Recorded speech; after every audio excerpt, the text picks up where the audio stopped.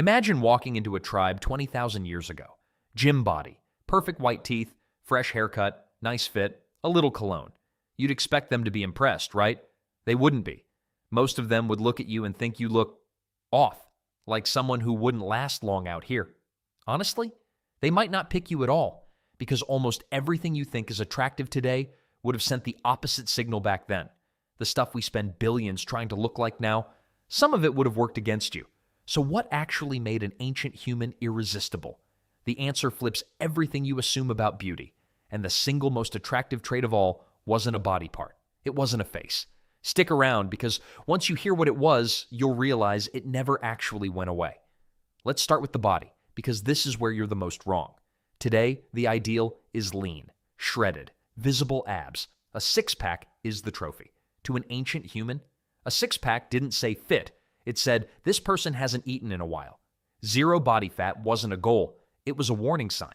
It meant the food ran out and you might not make it through winter. So the attractive body was almost the opposite of today's.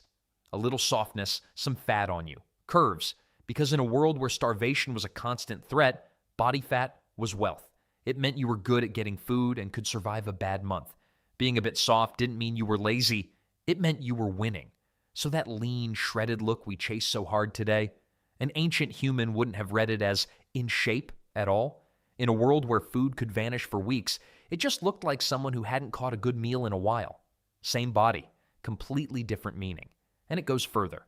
For women, those curves signaled fertility. The body advertising it could carry and feed a child through hard times. For men, it wasn't about gym aesthetics either. It was about being capable, survival strong, not mirror strong.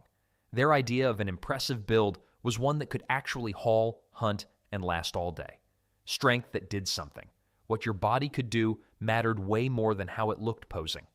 Okay, the face. And here's the wild part. One thing on your face has been universally attractive for the entire history of our species, and it has nothing to do with being pretty.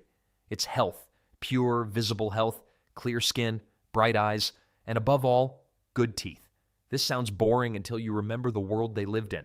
No medicine, no dentists, no soap. Disease and infection were everywhere, and they were killers. So when you looked at someone's face, you weren't judging their bone structure. You were unconsciously scanning for one thing. Is this person sick, or are they strong? Clear skin meant no disease, no parasites eating you alive from the inside.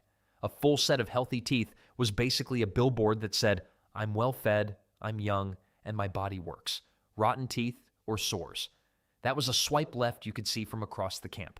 This is why, even today, you're instantly drawn to clear skin and a good smile, and you don't even know why.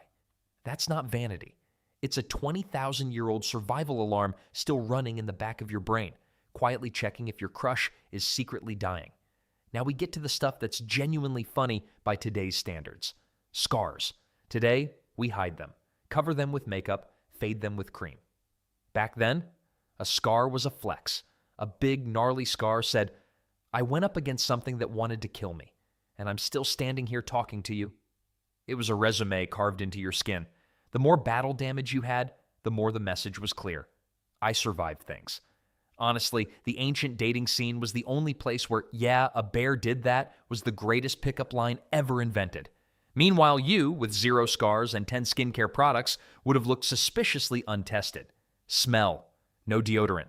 No cologne. No body spray. And here's the thing. Your natural scent was doing serious work. Scientists think we're wired to be attracted to the smell of people whose immune systems are different from ours, because it means healthier kids. Your body was running chemistry your conscious mind knew nothing about.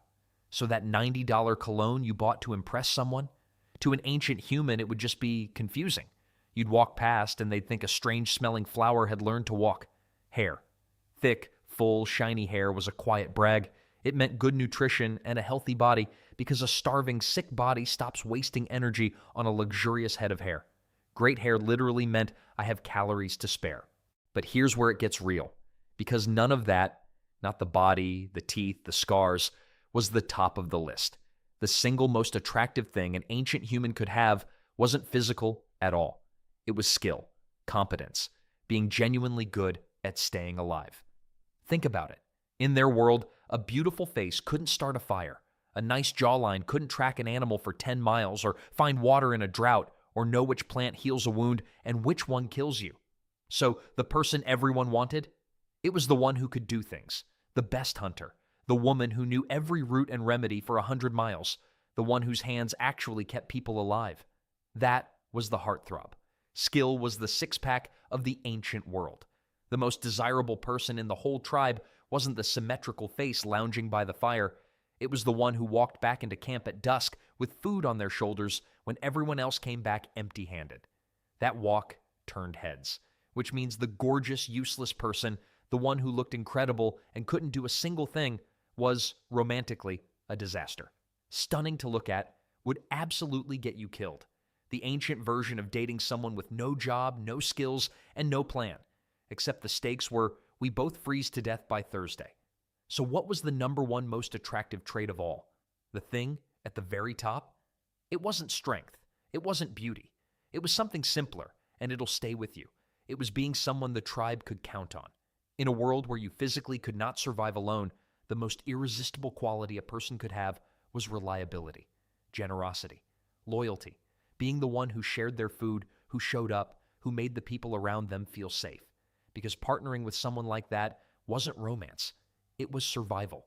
The most attractive person wasn't the prettiest. It was the one most worth keeping around forever.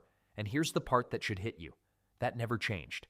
Strip away the filters, the gym selfies, the makeup, the cologne, and underneath it all, your brain is still running the exact same ancient checklist. Is this person healthy? Are they capable? Will they stay? We dressed it up in 1,000 new ways, but the thing we're really still looking for is the same thing they were looking for around a fire 20,000 years ago. Someone strong enough to survive, and kind enough to want you there with them. So, would you have been a catch in the Stone Age, or would they have tried to feed you soup? Tell me in the comments. I genuinely want to know. And if this made you see your own instincts a little differently, subscribe.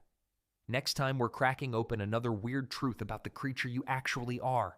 See you in the next one.